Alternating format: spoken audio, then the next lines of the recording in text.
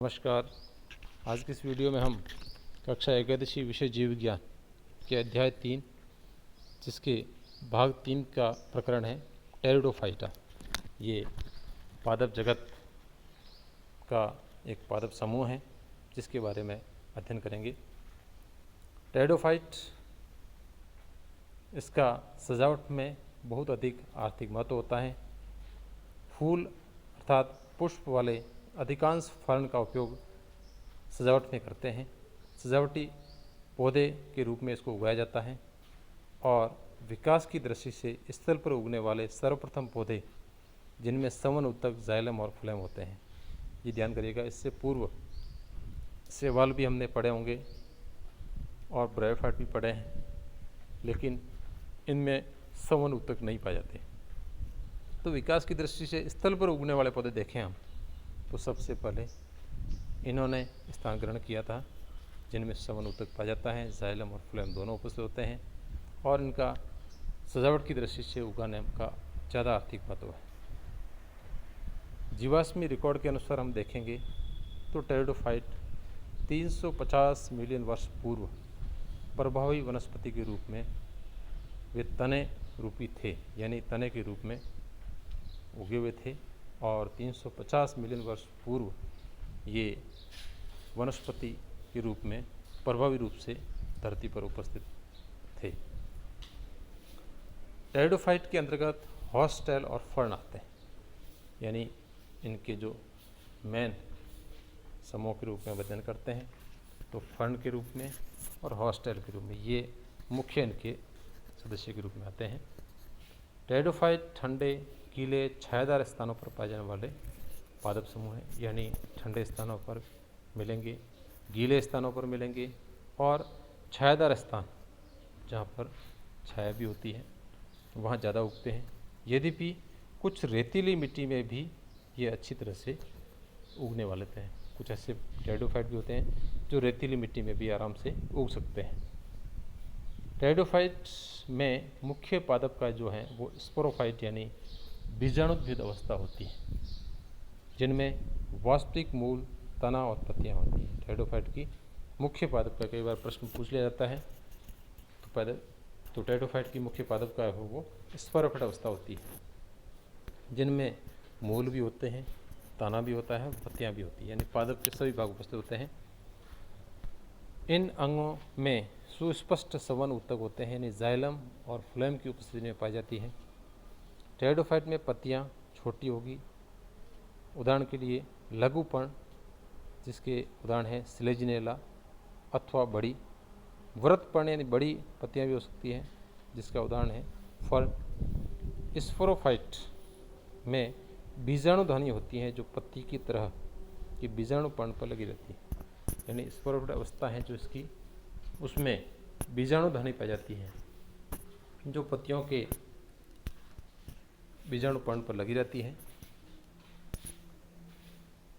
कुछ टेरिडोफाइटा में बीजाणुपर्ण सघन होकर यानी सघन रूप से फैलकर एक स्पष्ट रचना बनाते हैं जिसे हम शंकु कहते हैं। तो ये भी आ सकता है शंकु टेरिडोफाइट में किसके द्वारा या कहाँ पर बनता है, उदाहरण भी दे सकते हैं। स्लेजिनेला और इक्विसिटम इसके उदाहरण हैं। बीजाणुधानी में स्थित बीजाणु मात्र कोशिका में मियोसिस के कारण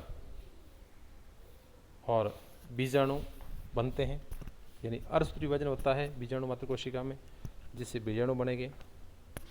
बीजाणु अंकुरित होने पर एक अस्पष्ट छोटा बहुकोशिकीय मुक्त जीवी अधिकांश रूप से प्रकाश संश्लेषित थैला बनता है जो प्रकाश संश्लेषण कर सकता है, स्वपोषी होता है और इससे युग्मकोद्भिद अवस्था कहते हैं जिसे हम प्रोथेलस कहेंगे। कई बार प्रश्न पूछा जाता है प्रोथेलस क्या है, क्या विशेषता है इसकी, किससे बनता है। इन युग्मकोद्भिदों को उगने के लिए ठंडा, गीला और छायादार स्थान चाहिए। जैसा कि हमने पढ़ा था कि टेरिडोफाइट हैं वो ठंडे, गीले और छायादार स्थानों पर उत्पन्न होते हैं। इनकी विशिष्ट सीमित आवश्यकताएं और निषेचन के लिए पानी की आवश्यकता कम होने के कारण जीवित टेरिडोफाइट का फैलाव भी सीमित है यानी पानी की अवस्था इनको कम है, और जिसकी वजह से सीमित आवश्यकताएं होने और निष्कासन के लिए पानी की आवश्यकता कम होने के कारण इनका फैलाव भी कम है, यानी कम जगह उपस्थित होते हैं और कम भौगोलिक क्षेत्र तक सीमित होते हैं। ज़्यादा इनका भौगोलिक क्षेत्र बड़ा नहीं है, यानी ज़्यादा स्थानों पर फैले हुए नहीं हैं। युग्मकोद्भिद के नर और मादा अंग होते हैं, जिन्हें क्रमशः हम पूधानी और स्त्रीधानी कहते हैं। पूधानी में नरजन्नांग पाए जाते हैं जो नर युग्मक बनाते हैं, और स्त्रीधानी में स्त्रीधानी के अंदर और मादा जन्नांग होते हैं जो मादा युग्मक बनाते हैं। पूधानी से पुंमनों के निकलने के बाद उसे स्त्रीधानी के मुंह तक पहुंचने के लिए पानी की आवश्यकता होती है। पूधानी से पुंमनों नर युग्मक के रूप में बनेंगे और उनको स्त्रीधानी तक पहुंचाने के लिए पानी एक माध्यम की तरह कार्य करता है। स्त्रीधानी में स्थित अंडे से नर युग्मक मिलेगा, संलग्न होगा और जाइगोट नामक या युग्मनज नामक संरचना का निर्माण होगा। उसके बाद युग्मनज से बहुकोशिकीय सुस्पष्ट स्पोरोफाइट बन जाता है, जो टेरिडोफाइट की मुख्य प्रभावी अवस्था होती है, जो कि हमने पहले पढ़ा है कि टेरिडोफाइटा की मुख्य प्रभावी अवस्था है वो स्पोरोफाइट होती है। तो नर और मादा युग्मक को मिलने से बनती है, पहले युग्मनज बनता है, उसके बाद युग्मनज से बहुकोशिकीय स्पष्ट रचना बनती है जिसे हम स्पोरोफाइट कहते हैं। यद्यपि अधिकांश टेरिडोफाइट में जहाँ स्पोर एक ही प्रकार के होते हैं उन पौधों को सम बीजाणु कहते हैं, जिसमें स्पोर एक जैसे दिखते हैं, आकार माप में एक जैसे दिखते हैं। सिलेजिनेला साल्विनिया में दो प्रकार के वृद्ध बड़े तथा लघु छोटे स्पोर बनते हैं, जिन्हें विषम बीजाणु कहते हैं। जिनमें बीजाणु का आकार अलग अलग हो उसे हम विषम बीजाणु कहते हैं। क्रमशः मादा तथा नर युग्मकोद्भिद बन जाते हैं। ये आगे जाकर वृद्ध बीजाणु मादा और छोटे लघु बीजाणु से नर, इनके रूप में ये मादा और नर युग्मकोद्भिद के रूप में विकसित होते हैं।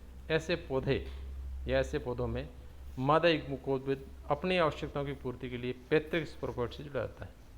मादा युग्मकोद्भिद की विशेषता होती है कि वो अपनी आवश्यकताओं के लिए भोजन या आवास के लिए मादा युग्मकोद्भिद से जुड़ा रहेगा या मादा स्पोरोफाइट से जुड़ा रहता है। मादा युग्मकोद्भिद में युग्मनज का विकास होता है, जिससे एक नया शैशव भ्रूण बनता है। ये घटना बहुत महत्वपूर्ण समझ जाती है, जो बीजी प्रकृति की ओर ले जाती है। और ऐसा समझ सकते हैं हम कि भ्रूण का निर्माण हो रहा है, इसका मतलब बड़े पादपों की तरह इसमें भी ये रचना बनती है। तो ये बीजी पादपों का एक आगमन समझा जा सकता है। अब है टेरिडोफाइटा, जो है उसके 4 वर्ग हैं। साइलोप्सिडा, जिसका उदाहरण है साइलोटम, लाइकोप्सिडा, जिसका उदाहरण है सिलेजिनेला और लाइकोपोडियम, स्पिनोप्सिडा, जिसका उदाहरण है इक्विसिटम, और टेरोप्सिडा या टायरोप्सिडा, जिसका उदाहरण है ड्राप्टेरिस, टेरिस और एडियंटम। इस प्रकार आज के टॉपिक में हमने जो अध्ययन किया है उससे संबंधित कुछ अभ्यास प्रश्न हैं जो आपको अपने अभ्यास पुस्तिका में करने हैं। पहला, टेरिडोफाइटा के वर्गों के नाम लिखिए। दूसरा, टेरिडोफाइटा में मुख्य पादप का कौन सी अवस्था में या कौन सी अवस्था का होता है। फिर है प्रोथेलस क्या है। चौथा है विकास की दृष्टि से स्थल पर उगने वाले प्रथम पादप समूह या प्रथम पादप कौन से थे, तो उसका उदाहरण देना है। आज के इस वीडियो में हम इतना ही अध्ययन करेंगे। धन्यवाद।